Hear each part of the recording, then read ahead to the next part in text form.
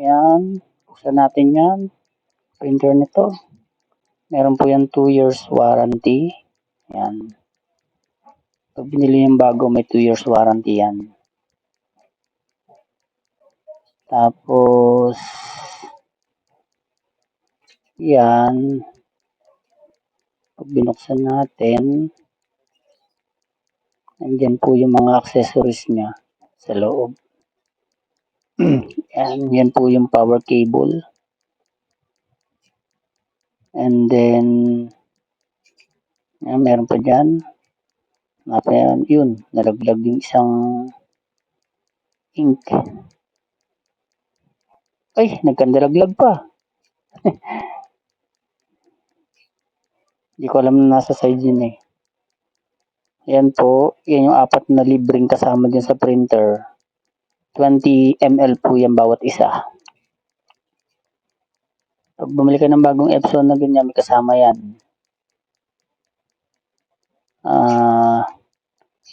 Ayan po yung USB cable. USB cable na kasama sa kanya. And then, yan po yung sa paper tray.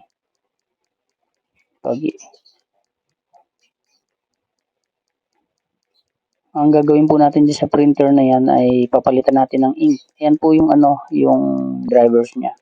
CD driver niya. Ayan.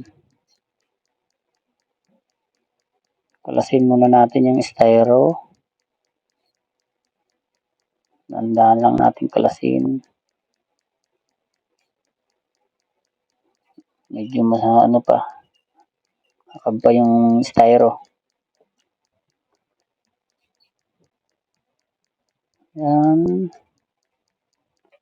Pwede natin palitan alisin natin yung mga tape na yan, yung blue. Para pag nag-move yung mga niya, hindi siya masira. Pag may mga nakalagay na ganyan, kailangan alisin yan eh.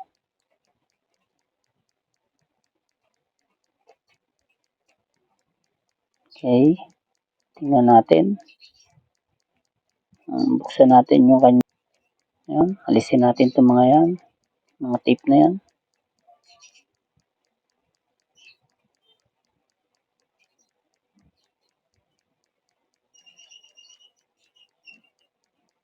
Yan sa likod. Yan yung sa feeder. Alisin natin. Yan. Pati yan. Yung nasa loob na yan. Kailangan nating alisin yan. Kasi sasabit sa head yan eh.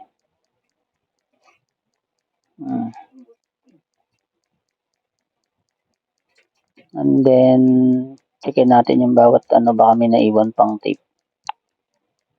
Yan. Yan yung mga ink na free. Okay. Hindi natin yung gagamitin. So, mangyayari dyan, pag hindi natin ginamit yung ink na original, yan, mabuvoid na yung warranty niyan. Kasi ang ipapalit natin ay sublimation ink. Yung hindi natin ilalagay sa na yan, sa tangke na ito.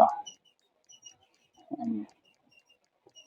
Papalitan natin siya ng sublimation kasi para sa bagong project natin.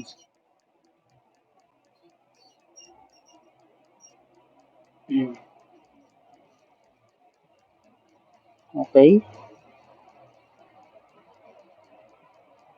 Hinahanap ko lang yung aking gamit para yan yung may laman na ink na, yan yung sa dati kong printer. Aalisin ko yung ink diyan para nakakuha lang ako nung panghigop na para madali lang magsalin.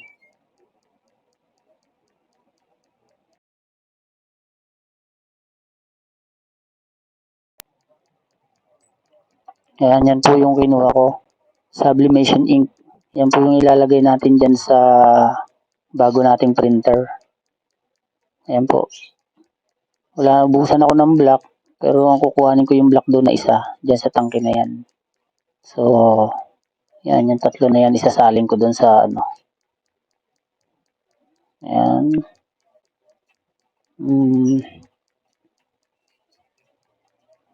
Ayusin ko lang yung ano, tangke. Para hindi siya karoon ng ano. Double check nyo po ang pagsasalin. Ayan. Kasi po pag bibili tayo ng ano niyan, na naka-convert na sa ganyang ink, medyo may kamahalan po. Halos doble po ang magiging presyo niyan pag sila nag-convert ng ganyan. Eh madali lang naman pong gawin. Bibili kayo ng bago, sasalinan niyo lang, tsaka salinan niyo lang ng bagong ink. Ang ano nga lang, mag-void na yung warranty ng printer. Yun lang ang isang problema niyan. So yan, i-ano lang natin tong tangke. Kukuhanin ko lang yung black na ink.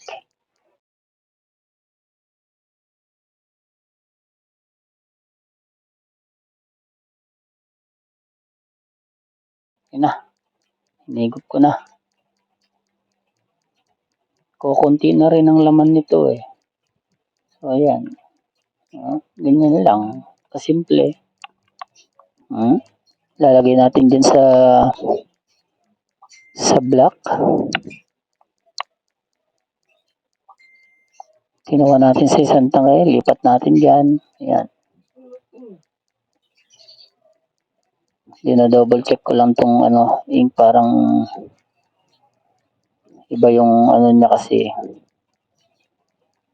Baka mamaya masalinan eh. Para pagsalin sa printer, hindi siya ano dun sa head. Pag may dumi yun, babara sa head yun. Ayan, sinalin ko na yung black.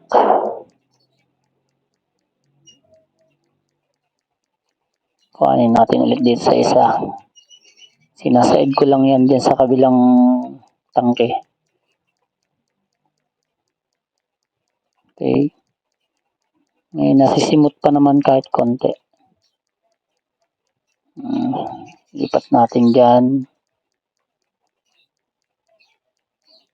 Yung tangke na yung sinasalinan na sinasalinan ko ay 20 ml lang din yan. 20 ml yung kada kulay. Ang konti na lang tong aking nakuha. Mauubos na.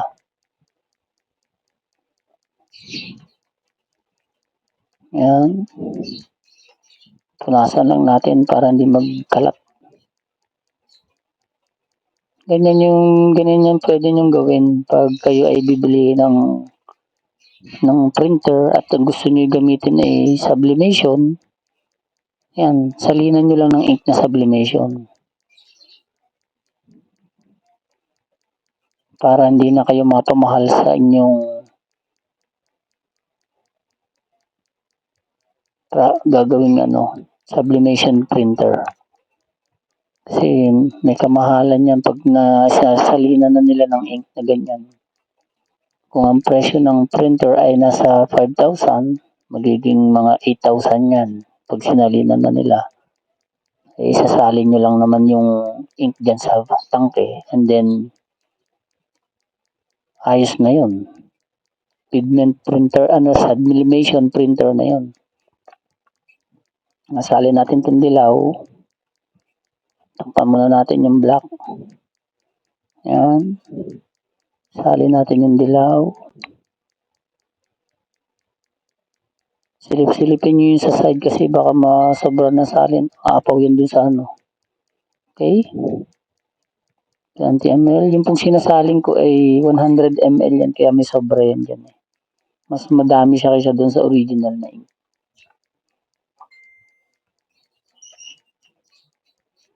Sunod natin itong magenta. Salin natin.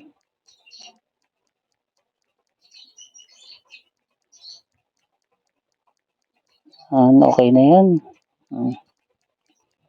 20 ml lang kasi kaya may nasobra pa doon sa aking ink eh.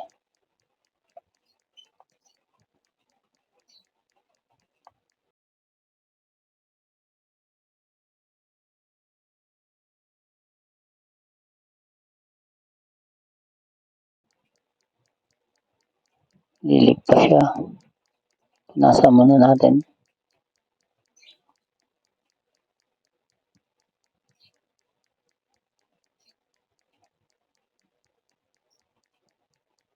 Kumuha lang akong tissue kasi nagkakalat eh.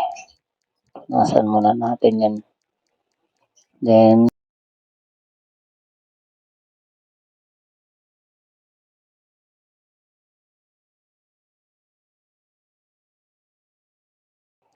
ganyan lang po ang pagsasalin niyan. Dahan-dahan lang yung salin nyo. Kasi, pag tumapon yun doon sa ano, magkakaroon ng ano yun doon sa loob eh. Kaya dahan-dahan lang. Yan. Tapos na tayo magsalin.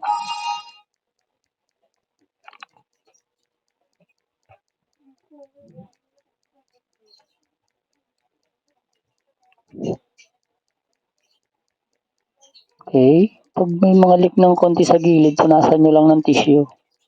Para hindi pangit. Kumakalat kasi yun dyan eh. Yan. Okay. Okay na yung ink niya. Nasalinan na natin. Ang susunod nating gawin ay yan, lagyan natin siya ng power cable. Susubukan natin i-on para ma-check natin kung working ba yung printer. Pero sigurado akong working yan kasi bago yan eh.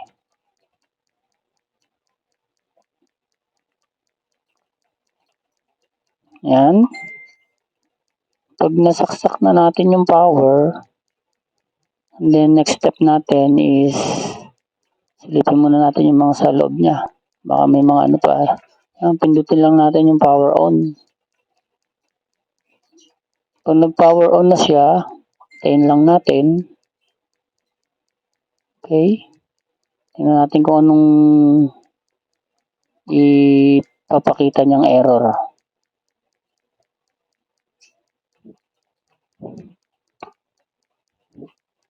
Ayun. Umilaw po yung isang orange. Ayan. Umilaw siya. So, pag nakita nyo umilaw na ganyan, ang gagawin nyo lang po ay lapit lang natin tong camera. Medyo baka hindi nyo makita eh. Lapit natin yung camera. Ayan. Yan. Gagawin nyo dyan. Yan yung reset button eh. Yung orange na yan. Okay. Nakita nyo na may orange na yan siya. Oh. Yan, yan. Ang gagawin nyo dyan sa button na yan, may orange. Ay, press nyo lang siya. Press nyo lang siya ng siguro baka mga 5 seconds. Oh. Press nyo na ganyan.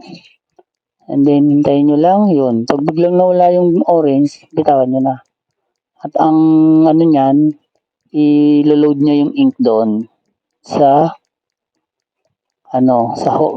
ilo-load niya doon sa mismong cartridge kasi empty pa yung cartridge niyan eh sa loob eh.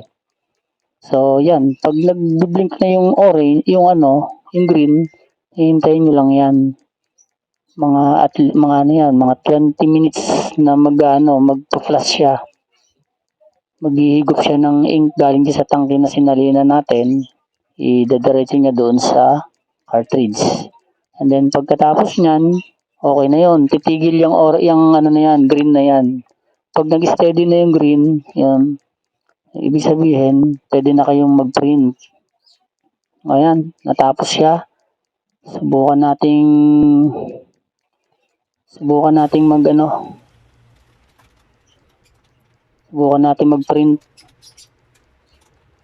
Ayan, mag-print siya.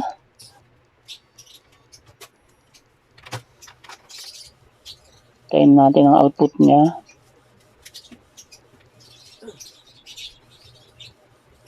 Yun. Kompleto ang block. Ayun. Ayan, kumpleto siya. Kumpleto yung kanyang kulay.